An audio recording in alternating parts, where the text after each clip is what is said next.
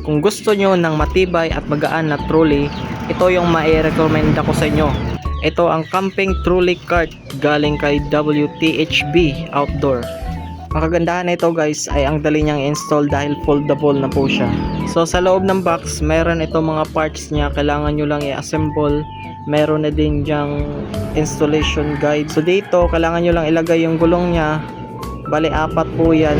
At yung gulong niya ay all-terrain na po. So hindi na po yan madaling madulas. So 98% po yung metal dito, kaya matibay po ito. Pagkatapos nyo pong ilagay yung 4 na gulong, ilalagay nyo na po yung cover niya.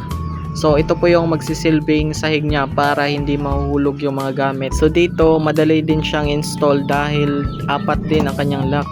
2 sa likod at 2 din sa harap. Then sa kanyang handlebar, meron diyang adjustan.